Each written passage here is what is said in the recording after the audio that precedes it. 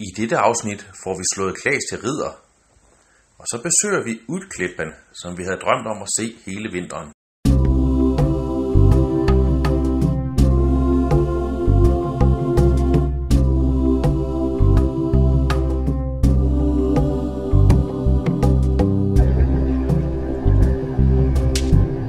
Vi er en familie på 3, der har en båd, som vi elsker at sejle i. Med filosofien om, at de store oplevelser venter lige rundt om hjørnet, sejler vi ud for at møde dem. Det er tid til at tage på tur med Klan.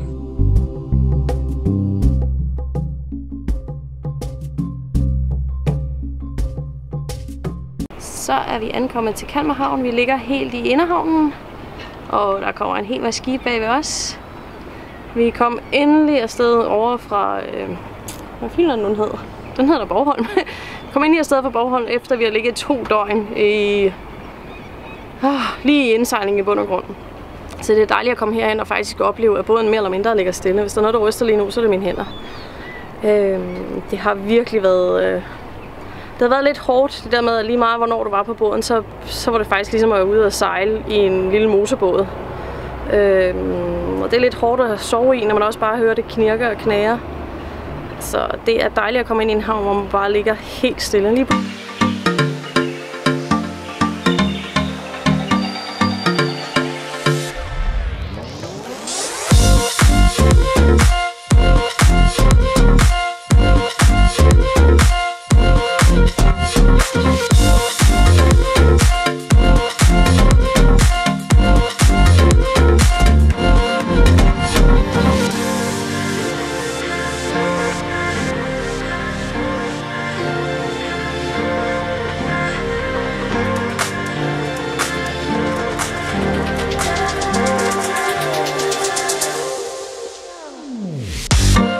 Centralstationen, hvor der er direkte forbindelse til København.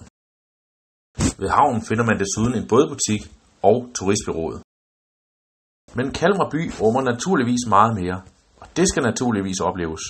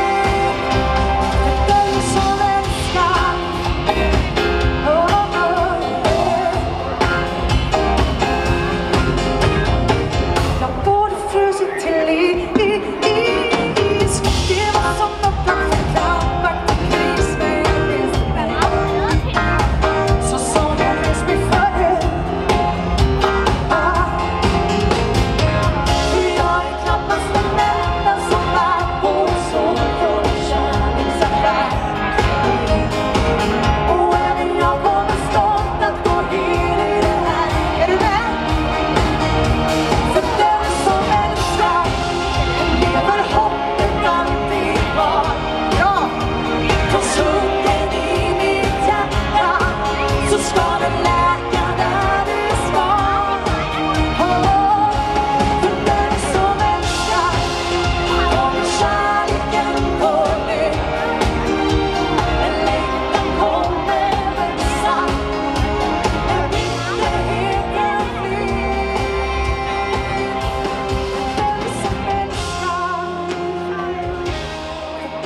Vi er ankommet til Kalmar Slot, et museum, som i den grad har fokus på oplevelser til børnene.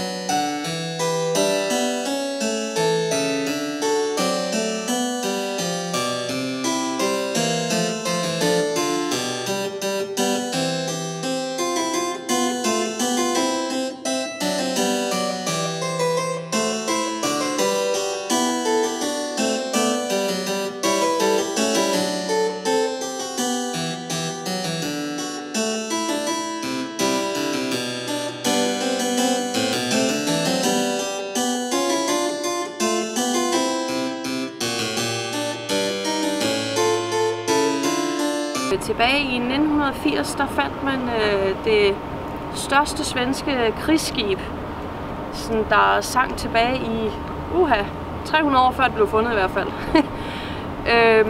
Og det hed Kronan, altså Kronan på svensk, og det var et kæmpestort skib. Og det gik faktisk til bunds i slaget med den dansk-hollandske. Det er jo den dansk-hollandske krig, der var. Jeg tror, det er 3-årskrigen, hvis jeg ikke tager fejl. Og skibet, måden det gik ned på, det var jo, at de havde for meget sejlføring på, da de vendte skibet, og det fik det til at kæntre. Grunden til, at de havde så meget sejlføring på, det var simpelthen fordi, at de havde en uduelig chef, kan man sige. Han var ikke sømand, og han var simpelthen sat ind i den position, fordi han havde en titel i forvejen. Det lyder som noget, man har hørt om før. Skibet blev ikke ramt, men på grund af det kæntrede, så var der noget ild, der fik fat i krudtkammeret, som så fik det til at eksplodere. Så det var altså ikke danskerne, der sank det her skib, det var faktisk svenskerne selv og en uduelig chef. Det, der så også er spændende for svenskerne, det er rent historisk set, så her der kan de direkte placere på en bestemt dato, at et skib er gået ned. Og alt, hvad de så har fundet i skibet siden 1981, hvor de hvert år tager ud på østkysten af Åland, hvor skibsvraget det ligger på Kronan, så er de faktisk ude hvert år at finde en hel masse ting. Det vil sige, at de finder alle verdens ting dernede. Indtil videre har de fundet over 35.000 enkeltdele, og det er alt fra mønter, som kommer fra Sevilla i Spanien til Cairo til Aleppo og ja, i hele Europa, hvor de finder mønter fra, især fra Romeriet. Ikke så mange danske mønter, nok fordi de var i krig med os. Det var nok ikke så glade for os alligevel. Så meget spændende, ekstremt spændende. Det er et besøg værd at se det her museum, hvis man er interesseret i lidt historie også for Danmark. En tidlig morgen tager vi afsted fra Kalmar for at sejle de 50 sømil til Utklippen.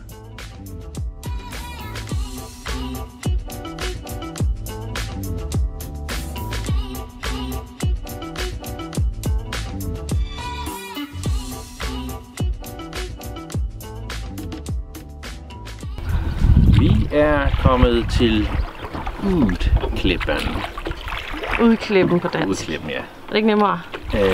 Som er en lille ø uden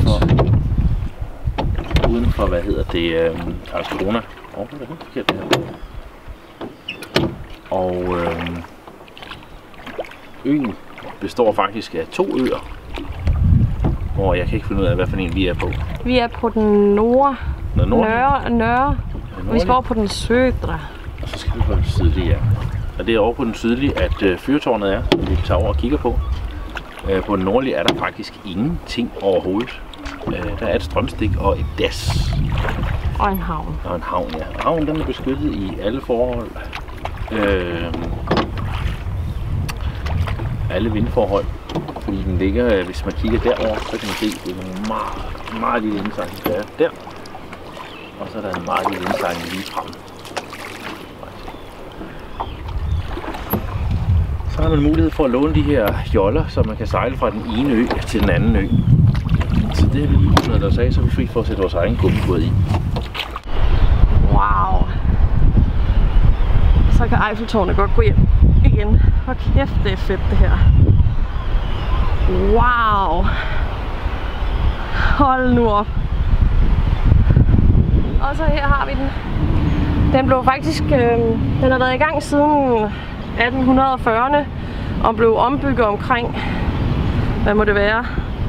Det var 1870, at man byggede det lidt højere. Og det blev slukket i 2008.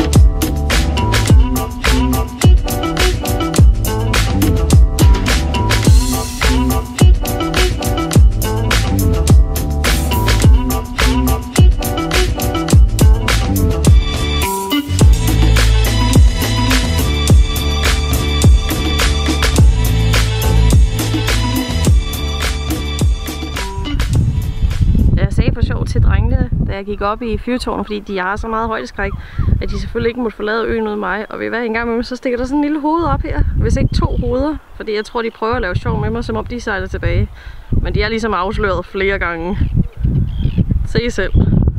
Vi sejler fra Utklippen, det korte vej til Karlskrona, for at komme ind og se den her gamle by, som har en stor historisk betydning.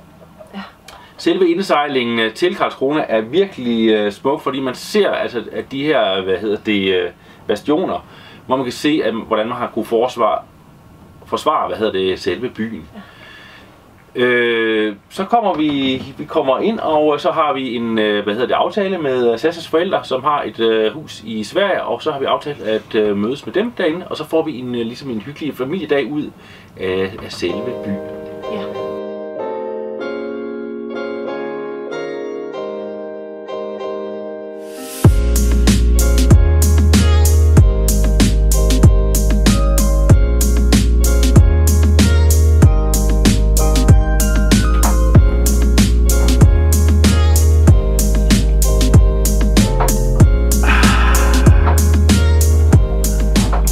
Foran lågrød.